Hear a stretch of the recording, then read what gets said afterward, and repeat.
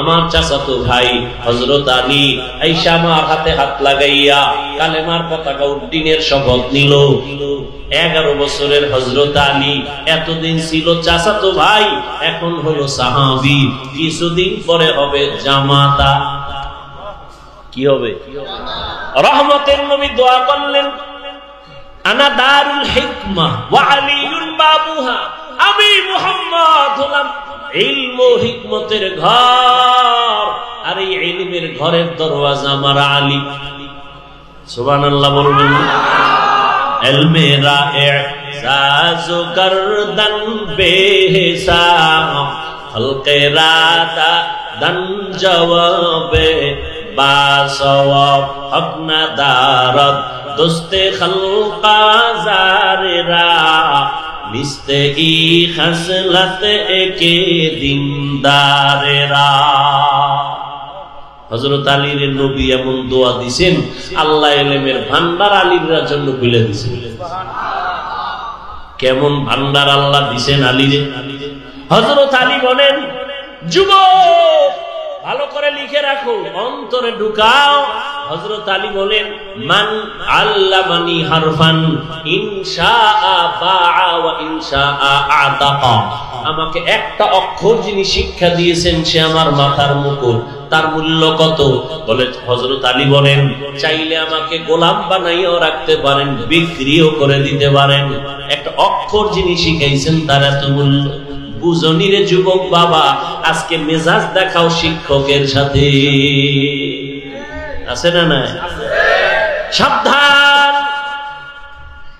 শিক্ষকের সাথে যারা বেয়াদবি করবি বিচার হবে মরার আগে। মরার পরে না আগে? আল্লাহর কাছে মাপ চাবি, ক্ষমা হবে না। কারণ শিক্ষক যদি ক্ষমা না দেয় আল্লাহ দিবেন না, কারণ এটা বান্দার হক।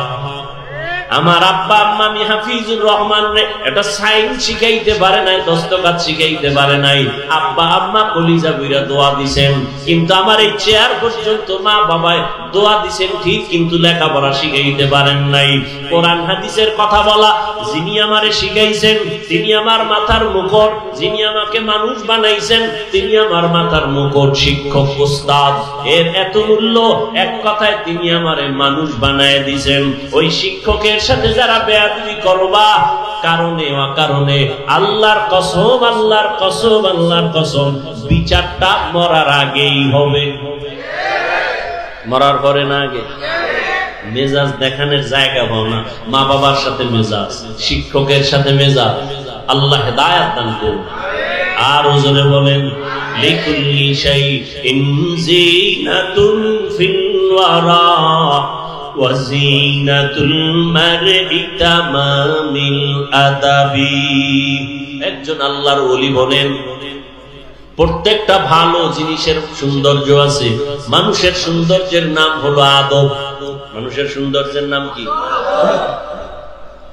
এই জন্য নবীর হাদিস পড়ছি, যে ব্যক্তি নিজেরে ছোট বানায় রাখে আল্লাহ তার মর্যাদা বাড়ায় নাকি?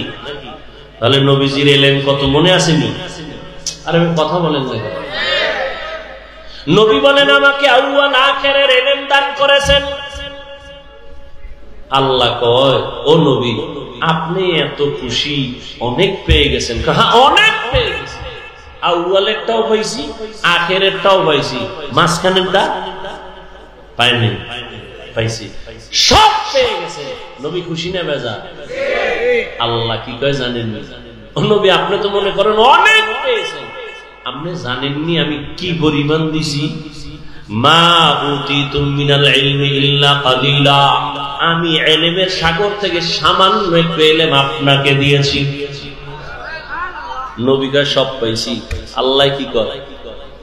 আল্লাহ জবাব দেন, মোনাজাত দিয়ে দিই। বুঝেন এই কথাগুলো দরকার আছে না নাই? খুব বুঝেন ভালো করে। খালি আমি ভাব, এই ভাব কমান।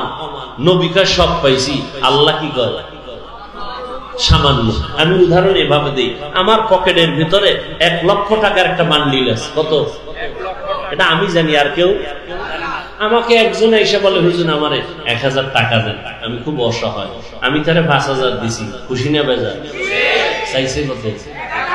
পাইছে কত? খুশির ঠেলায় লাভ দিয়ে লঙ্গি ছিড়ালে খুশি। এত লাভ হও কেন? অনেক পেশ। চাইছো কত? এক। পাইছো কত? 5। তো অনেক পেশ। আমি কই আমার কাছে যা আছে তুমি পেয়েছো অনেক না, আমার পকেটে যেই পরিমাণ টাকা আছে সেই হিসেবে তোমাকে আমি সামান্য দিয়েছি।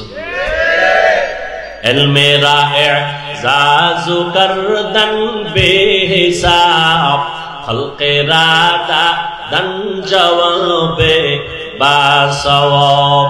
সেই নবীর কোনো তুলনা নাই, জ্ঞানের কোনো তুলনা নাই, ইলমের কোনো তুলনা নাই, তাকওয়ার কোনো তুলনা নাই, ইখলাসের কোনো তুলনা নাই, আমলের কোনো তুলনা নাই, ইহসানের কোনো তুলনা নাই। রহমতের নবী এতটা আল্লাহ তাকে সম্মান দিলেন, এতটা মর্যাদা দিলেন, সেই নবীও বারবার মুনাজাত করে দোয়া করে, আল্লাহুম্মা জাআলনি ফি আইনি সাগীরা ওয়া ফি আইনিন নাসি কাবীরা।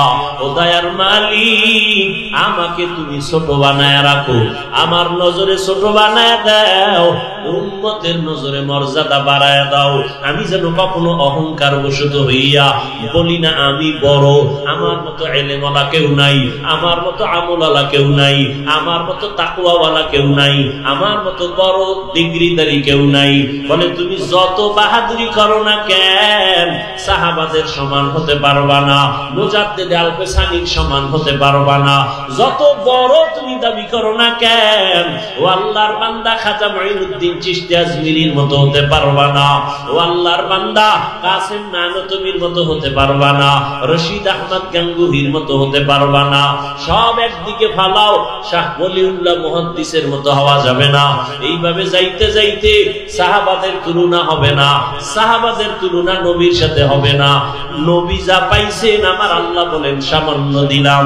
অতএব নিজেকে বড় মনে করা বন্ধ করে দাও, বলো আমি যা জানি কিছুই না, অজানা অনেক কিছু বাকি। নিজেকে যদি বড় বানাতে চাও হে মুমিন, বড়দের কদমে নিজেকে করে দাও বিলীন। मिटा दो अपना हस्ती को अगर कुछ मर्तबा चाहो, के दाना खाक में मिलकर गोले गुलजार होता है। এরে আল্লাহর বান্দারা, ফেরাউন মনে করেছিল আনা রাব্বুকুমুল আলা, আমি শুধু খোদা না বড় খোদা। পানির মধ্যে যখন সুবানি খাইছে তখন কয় আমি আসলেই হুদা। কি এর খোদা? নমরুদ মনে করেছিল আমি সব থেকে বড়। মশা যখন ঢুকছে পায়ের জুতা সান কপালে লেগে গেছে। ঠিক নেই? আহা, ঘটনা কখন শোনাবো, শুনাইয়েই ফেলাই। ওমরে ফারুক রাদিয়াল্লাহু তাআলা আনহু, খেলাফত চলতেছে ওমর। অর্থ মন্ত্রণালয়ের দায়িত্ব, বাইতুল মালের জিম্মাদার তখন বানায় দিলেন আবু উবাইদা ইবনুল জাররাহ রাদিয়াল্লাহু তাআলা আনহুকে। তিনি বাইতুল মালের জিম্মাদার। ওমরের খেলাফত চলতেছি। একদিন ঈদ আসছে, ঈদের আগের দিন বিবি সাহেবা বললেন, ও খলিফাতুল মুসলিমিন, বাইতুল মাল থেকে অগ্রিম বেতন নিয়ে আসেন, কেনাকাটা লাগবে। যদি আপনার আমার লাগবে না, সন্তানের লাগবে, টাকা দরকার। ওমর চিঠি লিখলেন আবু উবাইদা ইবনুল জাররাহ রাদিয়াল্লাহু আনহুর কাছে চিঠি লিখলেন, আমার অগ্রিম বেতন 1 মাসের দিয়া দাও। আবু উবাইদা ইবনুল জাররাহ চিঠি পাইয়া কান্না শুরু করলেন। তিনি আবার পাল্টা চিঠি লিখলেন ওমরে ফারুক খলিফাতুল মুসলিমিনের কাছে, খলিফাতুল মুসলিমিন, আপনার বেতনটা আমি অগ্রিম দিব। আমার 2টা প্রশ্নের জবাব আগে দিতে হবে। 1 নাম্বার প্রশ্ন, চিঠি লিখছেন, 1 নাম্বার প্রশ্ন, আগামী মাস আপনি বাঁচবেন কিনা গ্যারান্টি? हर के दारत खौफे हक दर दिल मदाम जन्नतुल मअवा देहत पूरा मकाम। আল্লাহর ভয়, তাকওয়া, আল্লাহর ভয় তাকওয়া। আবু উবায়দা ইবনুল জাররাহ লেখলেন, অগ্রিম 1 মাসের বেতন যে চাইলেন আমাকে জবাব দেন, আগামী 1 মাস আপনি বাঁচবেন তার গ্যারান্টি আসেনি। কথা বলেন না কেন? বুঝেন আমার কথা, বুঝেন? কয় প্রশ্ন? কয়টা করছে? দ্বিতীয় প্রশ্ন, আপনি খেলাফতে আজকে আছেন, রাষ্ট্র পরিচালনার দায়িত্বে আপনি যে আজকে আছেন, আগামী মাসে জনগণ আপনাকে রাখবেনি। কথা বুঝেন? আপনি যখন ক্ষমতায় বসে আছেন, আগামী মাস পর্যন্ত ক্ষমতায় ভাবলি আপনারা রাখবেনি না হেলিকপ্টারে ভাড়ায় দিবে? কি হায় হায় হায়, বড় কঠিন। 2 প্রশ্নের জবাব আপনি দিবেন। ওমর চিঠি পাইয়া হাউমাউ করে কান্না শুরু করলেন আর দোয়া করলেন, হে মালিক, আবু উবায়দা ইবনুল জাররাহর মাকাম বাড়ায় দাও। এর নাম কি? তাকওয়া। এত বয়ান, এত বয়ান, এত বয়ান, এত বয়ান, তাবলীগওয়ালাদের বয়ান, পীর সাহেবদের বয়ান। ও যুবক, ভালো করে মনে রাখি, ওরে যুবক, লাইনে বেলাইনে তো কম দৌড়াইলি না রে বাবা, রং বেরঙের ঘোড়া দৌড়াইলি জীবনে। যত বন্ধু বান্ধব পাইছো শুনেলা ওই কথা যেটা লেখতে কইছি, মনে আসেনি? রাস্তার মনে মনে টানাবি। একটা যুবক যদি টানাইতে পারো, সেজদায় যাইয়া তোর জন্য কলিজা বইরা ভোর রাত্রে দোয়া করব। আর কথাটা আমি কসম খাইয়া বলবো যে এত গ্যারান্টি কথা, 3 বার কসম খাবো, ওয়াল্লাহি বিল্লাহি তাল্লাহি, আল্লাহর কসম 1 বার, আল্লাহর কসম 2 বার, আল্লাহর কসম 3 বার। এবার কথাটা বলতেছি, জীবনে বহু বন্ধু পাইছো, বান্ধবী পাইছো, 3 বার কসম খেয়ে বললাম, এই সব বন্ধু বান্ধবী, নেতা নেত্রী সব হলো ধান্দাবাজ, সব হলো স্বার্থপর। আল্লাহর কসম, তোর মৃত্যু পর্যন্ত একমাত্র শুধুমাত্র কেবলমাত্র ভেজাল মুক্ত নিঃস্বার্থ তোর কলিজার আপন বন্ধু হলো উলামায়ে আহলে হক। এটা লেখা টানায় দিবি। দুনিয়ার সব বন্ধু ধান্দাবাজ, স্বার্থপর, একুরেট পিওর বন্ধু নিঃস্বার্থ উলামায়ে কেরাম, লেখা টানায় দিবি। এবার তুই বুঝতে হইব যে আসলে এটা কেমনে। এবার বুঝেরই অভাব। কিসের অভাব? আমি বুঝছি টুপির মধ্যে বরকত, জীবন যাবে টুপি ফালাবো না, তোরে পাও দইরা বুঝাইতেছি, তুই বোঝো না, এই জন্য তুই টুপি মাথায় দিতে চাও না। আমি টুপি মাথায় না দিলে লজ্জা লাগে, তোমার টুপি দিতে লজ্জা লাগে। বুঝ। আমি দাড়ি কাটতে লজ্জা পাই, তুমি দাড়ি রাখতে লজ্জা পাও। তাবলীগওয়ালারা পাও ধরে দাড়ি রাখো, পীর সাহেবরা পাও ধরে দাড়ি রাখো, ওলামায়ে কেরাম পাও ধরে দাড়ি রাখো, দাড়ি লম্বা করো, জুমার খতিব বলে দাড়িটা লম্বা করো। বুঝ নাই, বুঝ হয় না। আমি দাড়ি কাটতে চাই না, তুমি রাখতে চাও না।